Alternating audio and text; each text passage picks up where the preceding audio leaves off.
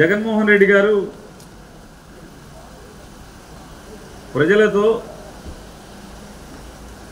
రేపు జరగబోయేటువంటి 2024 ఎన్నికల కురుక్షేత్రంలో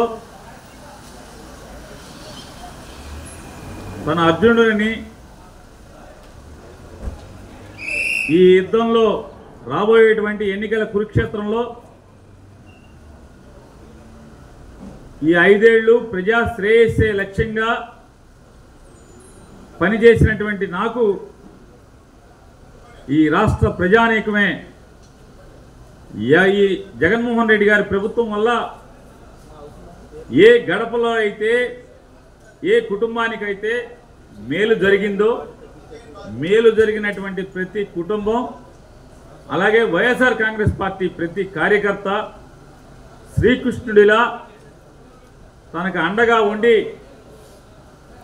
నడిపించమని రేపు జరిగేటువంటి కురుక్షేత్రంలో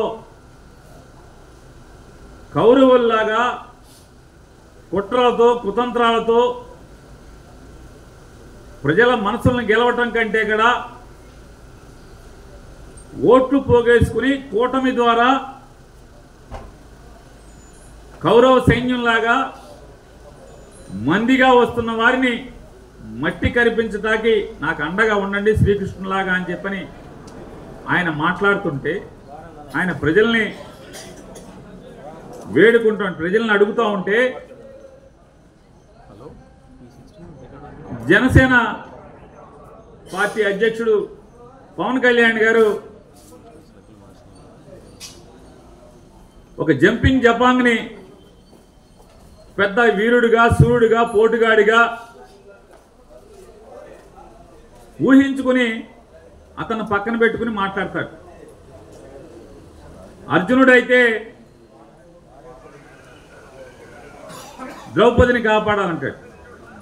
అర్జునుడికి ద్రౌపదికి బంధం ఏంటో సంబంధం ఏంటో కూడా వీరికి తెలియదు. సరే పోతే పోయింది. చెల్లెల్ని తిట్టిస్తున్నాడు జగన్మోహన్ రెడ్డి గారు అని మాట్లాడతారు.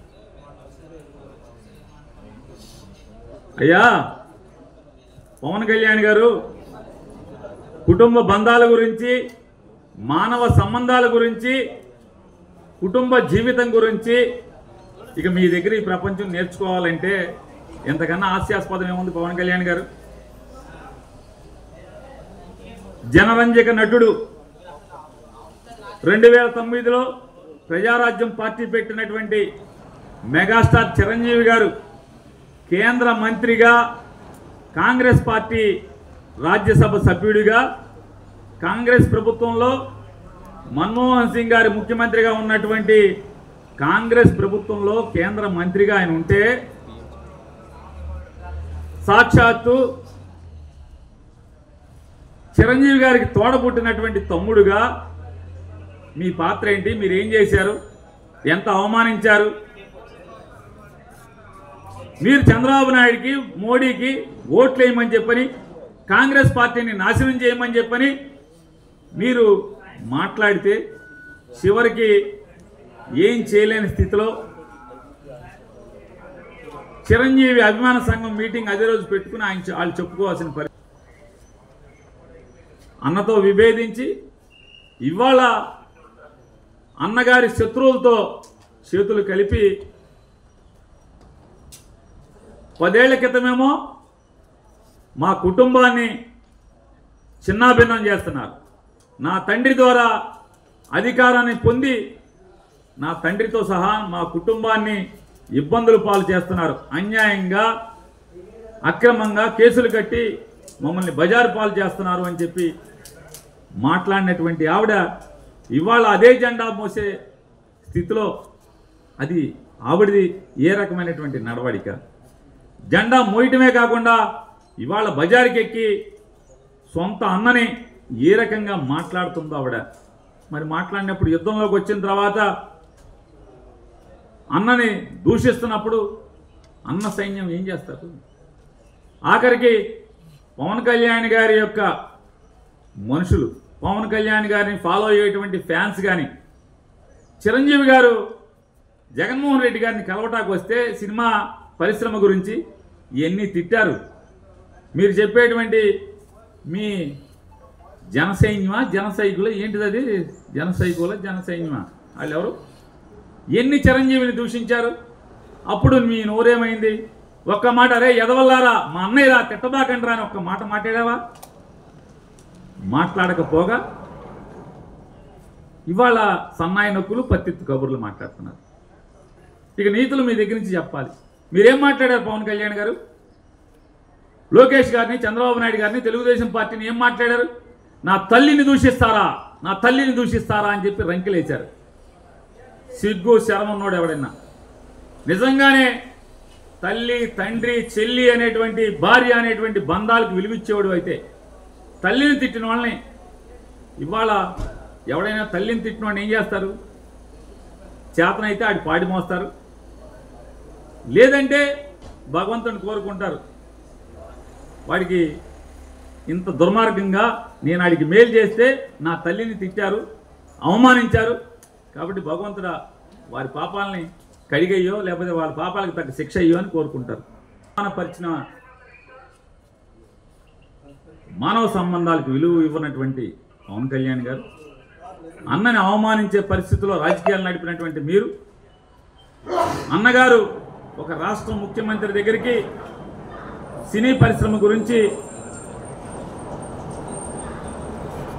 చర్చలు జరపడానికి వచ్చినప్పుడు వచ్చిన మనిషి గురించి మీ ఫ్యాన్స్ అందరూ కూడా దుర్భాషలాడితే ఏం మాట్లాడారు? మీరు మాట్లాడే భాష ఏంటి? మీరు చెప్పే సూక్తులేంటి?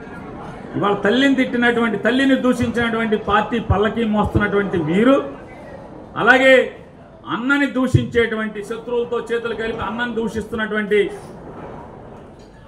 షర్మిల గారు, మీ ఇద్దరూ కలిసి ఇవాళ అర్జునుడు అంటే తప్పు మాట్లాడే పరిస్థితులు ఉంటే కొంచెం ఇబ్బంది లేదు, తప్పు లేదు, ఎందుకంటే లోకమంట తెచ్చింది కాబట్టి. కానీ అటుకెళ్ళి మాట్లాడుతున్నాం ఈ భాష.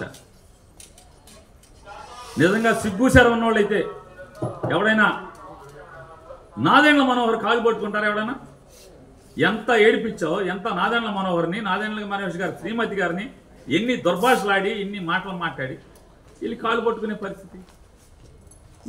ఇంక జగన్మోహన్ రెడ్డి గారి జీవితం అంతా తెలుసంట, లోపల తెలుసంట, బయట తెలుసంట, ఒంటి మీద మచ్చలు తెలుసంట, ఏం కుట్టు మచ్చలు తెలుసు. మరి ఇన్ని తెలిసినోడు ఎందుకు పోటీ చేయాలి? వైఎస్ఆర్ కాంగ్రెస్ పార్టీ మీద 2 సార్లు ఎందుకు పోటీ చేయాలి? ఇవాళ కాదు రేపటికి పవన్ కళ్యాణ్కి కూడా ఖచ్చితంగా ఏంటో తెలుస్తుంది. ఈ అరువు జుట్టు ఎత్తుకుని, జుట్టు కూడా మంద కాదు కదా, ఎవడో జుట్టు కదా, జుట్టుతో సహా అరువు జుట్టులు తెచ్చుకుని ఈ అరువు పార్టీలు, అరువులు 2009 నుంచి మళ్ళీ 2014 వచ్చేప్పటికి గుంటూరు నరసరావుపేట నుంచి గుంటూరు పారిపోయినవాడు ఎవడో, 2019కి వచ్చేప్పటికి మళ్ళీ గుంటూరులో కాకుండా గుంటూరు నుంచి బందరు పారిపోయినవాడు ఎవడో. పారిపోయే బతుకులు ఎవరి? జగన్మోహన్ రెడ్డియా పారిపోయి? ఎవడి పారిపోయే బతుకులు? ఇట్లాంటి వాళ్ళందరినీ పట్టుకుని నాడు రాజశేఖర రెడ్డి గారు లేకపోతే బతుకులేదు. చనిపోయిన రాజశేఖర రెడ్డి గారి గురించి, కేవీపీ రామచంద్రరావు గురించి సాయంత్రం 8 తర్వాత ఢిల్లీలో ఏం మాట్లాడుతున్నావో కేవీపీ రామచంద్రరావు గారు తెలియదు అనుకుంటున్నావా? ఎంత అసహ్యంగా, జుగుప్సాకరంగా జగన్మోహన్ రెడ్డి గారి గురించి ఇవన్నీ మాట్లాడుతున్నావో ఎవరికి తెలియదు అనుకుంటావా? పవన్ కళ్యాణ్ గురించి ఏం మాట్లాడావో తెలీదా?